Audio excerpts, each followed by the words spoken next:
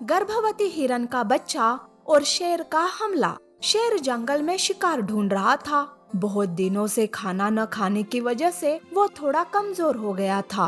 वो पानी पीने तालाब के किनारे जाता है कि तभी उसकी नजर तालाब किनारे पानी पीती गर्भवती हिरन पर पड़ती है। उस हिरन को देखकर शेर के मन में लालच पैदा हुआ। तब वो सोचता है, अभी मैं कमजोर हूँ, ऐसे में अगर हिरन पर हमला किया तो वो मेरे हाथ से निकल जाएगी। अगर इसे बहला फुसला कर दूर ले जाऊंगा तो ये भी कमजोर हो जाएगी।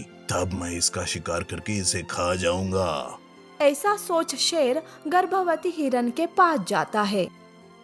पर शेर को देखकर हिरन के पैरों तले जमीन निकल जाती है। वो डर के मारे शेर से कहती है, अरे शेर, शेर मैं गर्भवती हूँ, कृपा करके मुझ पर रहम करो और मुझे छोड़ दो।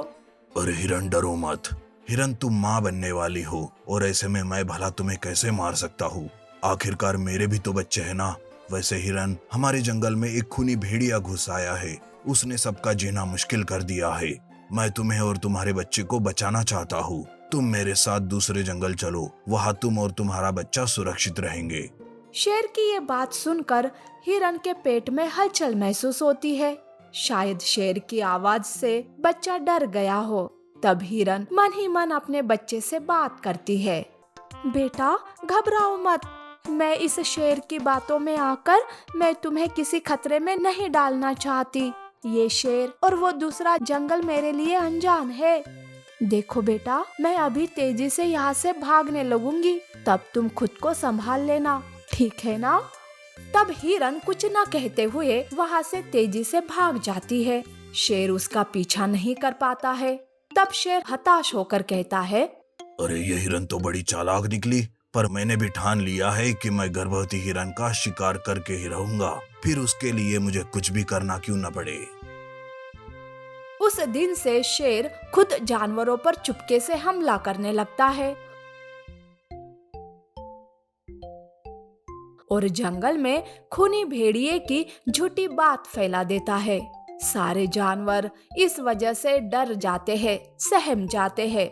वैसे ही हिरन का भी हाल होता है। तब वो मन ही मन सोचती है, बेटा कुछ भी हो जाए, पर मैं तुम्हें इस दुनिया में सही सलामत ला कर ही रहूंगी, चाहे मुझे उस अनजान शेर के पास ही क्यों ना जाना पड़े। हिरन शेर के पास जाने लगती है, पर तभी भी उसके पेट में हलचल शुरू हो जाती है, मानो जैसे हिरन के बच्चे को खतरे का पूरा एहसास हो चुका हो। हिरन पेट के बच्चे को समझाती है और शेर के पास जाती है। तब शेर कहता है, अच्छा हुआ हिरन जो तुमने ये फैसला जल्द ही ले लिया। चलो हम अभी के अभी जंगल छोड़कर जाते हैं। रास्ते में अगर वो खूनी भेड़िया मिल भी गया ना, तो मैं अपनी जान देकर तुम दोनों को बचाऊंगा। शेर की ये बात सुनकर हिरन को उस पर पूरा विश्वास हो जाता है और वो शेर के साथ चलने के लिए तैयार हो जाती है। शेर आगे आगे तो पीछे हिरन चलने लगती है। वो चलते चलते काफी दूर निकल पड़ते हैं। रास्ते में हिरन गर्भवती होने की वजह से थक जाती है, पर आसपास हिरन को कोई जंगल भी नहीं दिखाई देता। चारों तरफ बस वीराना ही वीराना था। तब हिरन एक जगह पर रुक जाती है और शेर से कहती है, अरे शेर, अब मैं बहुत थक गई हूँ और मेरे बच्चे को भी बहुत भूख लग रही है। आखिर वो जंगल कब आएगा? अरे शेर, उस खूनी भेड़िए से तो बच गई, लेकिन भूख और प्यास से ही मैं मर जाऊंगी। हिरन की थकी हुई आवाज सुनकर शेर खुश हो जाता है। शेर तो इसी मौके का इंतजार कर रहा था। तब शेर जोर से दहाड़ लगाता है और हंसते हुए कहता है, बेवकूफ हिरन, मैं तो यही चाहता था कि तुम थक जाओ। ये सब तो मैंने तुम्हारा मांस खाने के चाह में किया है। अब तुम्हें इस वीराने में मुझसे कोई नहीं बचा सकता। तब तो हिरन का कलेजा कांप जाता है। उसके पेट में जोर जोर की हलचल शुरू हो जाती है। हिरन को समझ आता है कि उसका बचना तो अब मुश्किल है। तब हिरन अपने बच्चे को बचाने के लिए शेर के सामने याचना करने लगती है, शेर, मेरे बच्चे के आने तक इंतजार करो, बाद में चाहे तो तुम मुझे खा लो, पर अभी मुझ पर रहम करो शेर, रहम करो। तुमने तो कहा था ना कि तुम्हारे भी बच्चे हैं, तुम्हें उन्हीं बच्चों का वास्ता है शेर, मुझे छोड़ दो। पर बेरहम शेर के दिल तक हिरन की याचना पहुंचती ही नहीं और वो हिरन पर हमला करने जाता है। पर तभी वहाँ खूनी भेड़िया आता है। वो हिरन को बचा लेता है और शेर से कहता है, अरे कायर शेर, मुझे बदनाम करके इसे मारने जा रहे हो? जैसे ही मुझे पता चला मैं भी तुम्हारा पीछा करते करते यहाँ तक चला आया।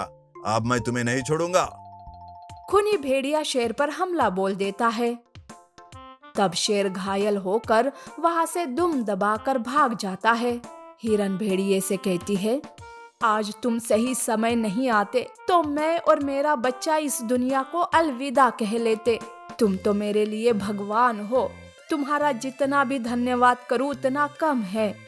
हिरन देखो, कभी किसी पर ऐसे विश्वास मत करो, पर मैं जानता हूँ कि तुम एक माँ हो। कभी कभी बच्चे के लिए हम दिमाग से नहीं सोच सकते, पर आगे से ऐसे दुष्टों से सावधान रहना। ऐसा कहकर भेड़िया वहां से चला जाता है और वो एक प्यारे से बच्चे को जन्म देती है।